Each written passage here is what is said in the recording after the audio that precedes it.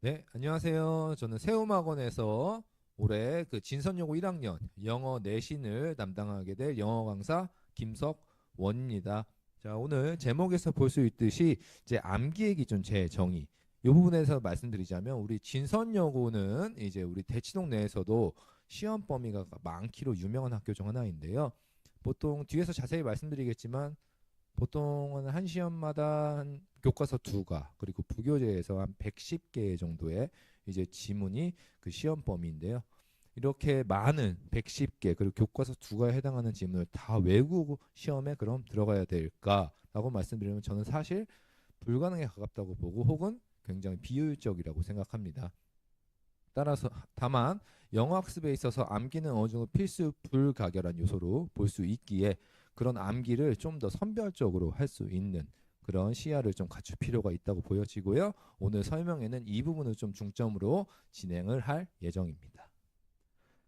네, 먼저 저에 대한 간단한 소개입니다. 네, 저는 올해로 이제 해가 넘어갔으니까 영어 강사 11년 차고요. 현재 타 학원에서도 강의를 진행 중이고 타 학원에서는 우리 고3 학생들에게 수능과 내신을 학습시키고 있습니다. 제가 최근 들어 가장 많이 이 강사 업무 중에서 집중하고 있는 게 기출 분석인데요. 우리 진선여고도 제가 굉장히 자세하게 기출 분석을 해봤고 이러한 부분을 바탕으로 내가 이번 설명회를 진행시킬 것이라는 것 다시 한번 말씀드립니다. 자, 먼저 교재 난이도의 부조화라고 제목을 써놨는데요. 작년 기준으로 우리 진선여고 1학년 학생들이 공부했던 교재들입니다. 자, 첫 번째 교과서 뭐 평이한 고1 난이도죠. 네, 보통 우리 진선여고 학생들이 처음에 학교 공부를 시작할 때 굉장히 긴장을 많이 하곤 합니다. 왜냐하면은 이제 내신이 까다롭기로 유명한 학교라서 그런데요. 근데 교과서를 보통 처음에 공부를 시작할 때는 그 긴장이 조금 풀리는 경향이 있습니다. 왜? 그리 어렵진 않으니까요. 하지만 이제 부교재 학습을 본격적으로 시작하면서 점점 스트레스를 받기 시작하죠.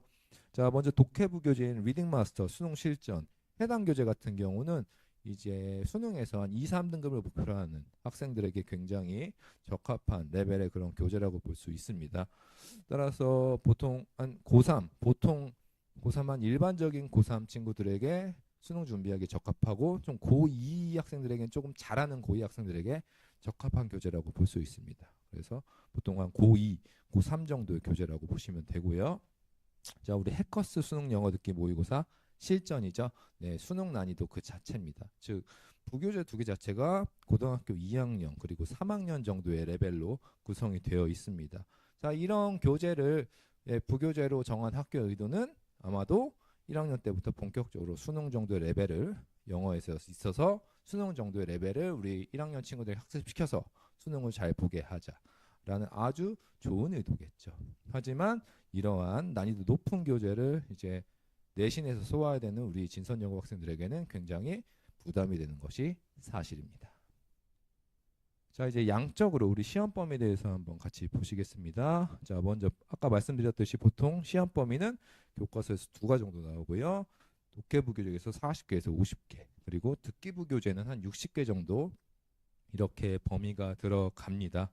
자, 굉장히 많죠. 우리 한 교과서도 한 2과 정도 들어간다면 보통 한 과 정도가 독해에서 한 3개에서 4개 지문이거든요. 그러면 독해 교재 지문으로 본다면 전체 한 110개에서 120개의 지문이 한 번의 시험, 한 번에 해당하는 그런 시험 범위라고 볼 수 있습니다. 자, 그래도 성실하게 이런 거 잘 외우면 시험을 잘 볼 수 있을까 하고 생각을 하실 수 있습니다. 자, 거기에 대한 저의 답을 간단히 드려보겠습니다. 자, 암기가 통하지 않을 수 있습니다. 자, 1학기, 2학기 약간 결이 달랐는데요. 첫 번째 1학기는요. 변형이 굉장히 정도가 심했습니다. 한 지문의 70% 정도까지 변형이 됐습니다. 그래서 단순한 암기로는 시험 자체의 접근이 굉장히 힘들었다라고 말씀을 드릴 수 있습니다. 좀 더 구체적인 예시를 한번 보시면 자, 우리 실제 이 교재에서의 그 지문입니다. 자, 근데 요게 우리 시험에는 이렇게 바뀌었습니다. 단어가 하나였는데 갑자기 6개, 7개 단어로 바뀌었죠. 네. 그래서 저런 지문을 통암기한다고 실제 문제를 맞출 수 있었느냐? 저는 쉽지 않았다고 생각합니다. 이렇게 암기가 쉽지 않았다. 왜? 변형이 너무 심했기 때문에 1학기 때는. 자, 2학기 때 다시 2학기 때로 넘어가 보겠습니다. 자, 2학기 때는 논리의 함정. 네. 2학기 때는 변형 정도가 좀 줄었습니다. 근데 추론 문제가 갑자기 다수 등장하기 시작했습니다. 보통 추론이라 함은 자, 객관적인 내용을 바탕으로 그럴싸한 판단을 다시 한번 하는 거죠. 이런 문제 자체가 학생들에게 굉장히 그럴싸하다는 부분.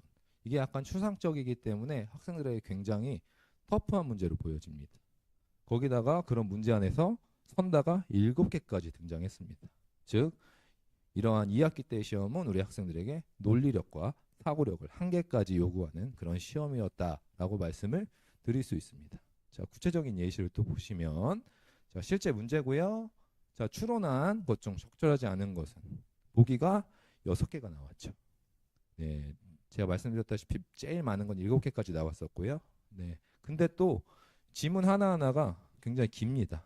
즉 문법 요소가 잘 평소에 지식이 잡혀 있지 않으면 해석 자체가 굉장히 힘들 수 있다. 그리고 어휘 또한 저 110개의 지문 밖에서의 어휘도 다수 나오기 때문에 어휘와 문법이 잘 잡혀 있지 않으면 지문에 대한 내용을 잘 알고도 답을 맞추기가 힘든 그런 문제들이었다. 자, 그럼에도 불구하고 그러면 암기는 필요하지 않느냐? 필요합니다. 다만 전략의 부재, 즉 아무 전략 없이 통암기하는 거는 비효율적이고 다소 불가능에 가깝다고 봅니다. 자, 그래서 그래도 어떻게 저떻게든 110개, 120개 지문을 다 외웠다고 치면 그럼 그 친구는 과연 다른 과목은 공부할 시간이 있었을까요?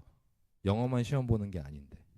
네, 전체적인 학습 밸런스에서 분명히 문제가 야기됐을 것이라 보여지고 결국에는 그럼에도 불구하고 암기는 해야 된다.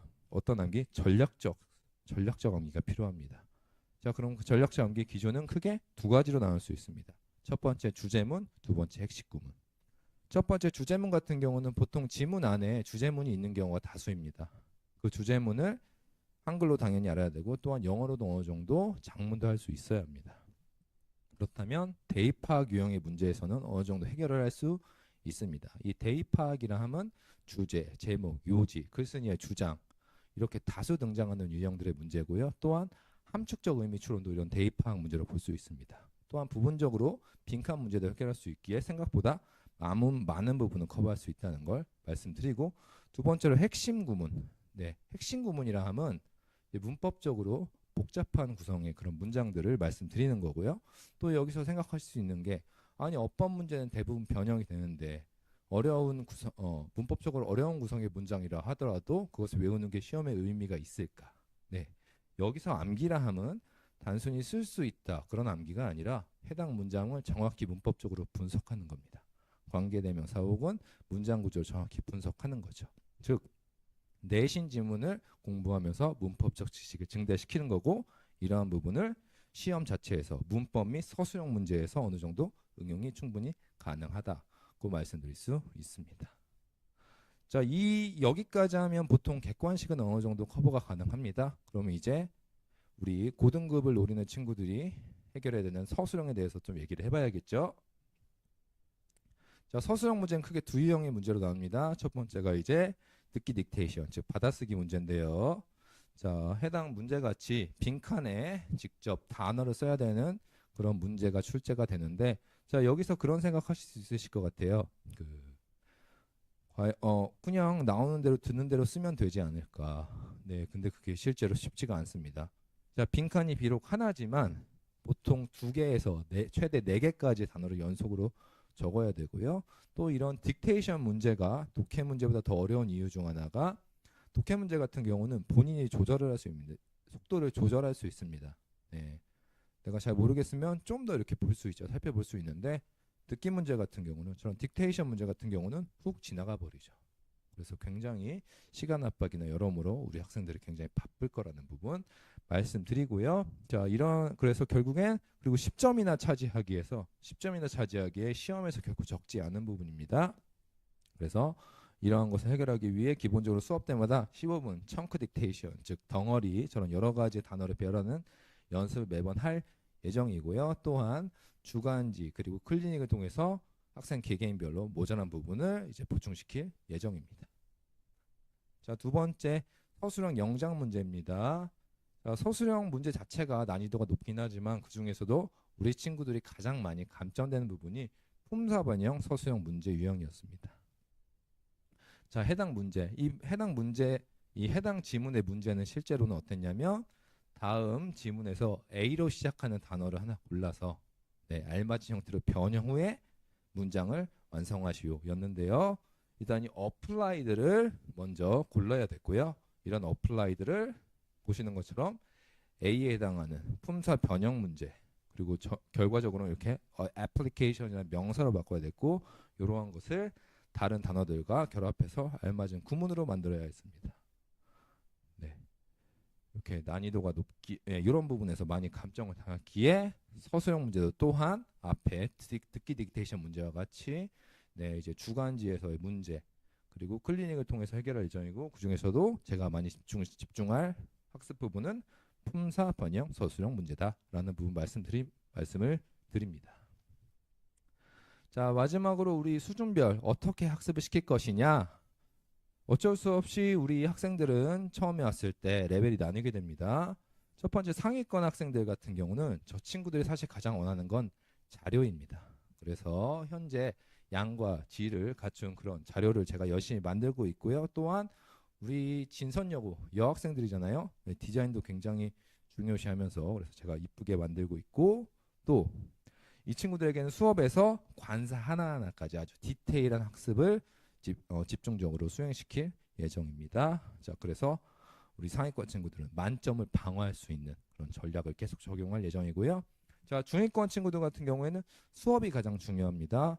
이 친구들에게 특히 강조하는 건 지문 전체 흐름 중점 수업을 많이 수행시킬 예정이라는 거. 자, 마지막으로 하위권 친구들, 이 친구들은 공부하는 걸 별로 좋아하지 않아요. 따라서 관리가 많이 들어가야 되는 부분이고, 그래서 제가 할 수 있는 관리는 맛있는 거 사줄게, 학원 와.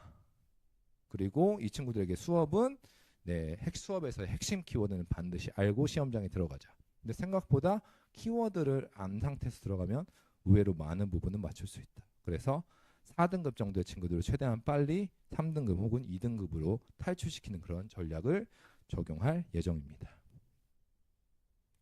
네, 개강 정보입니다. 일요일 오후에 수업이 딱 좋죠. 일요일 오후에 수업이 행해질 예정이고, 정말 열심히 관리하고 수업해서 결과로 증명드릴 예정입니다. 제가 준비한 내용은 여기까지입니다. 감사합니다.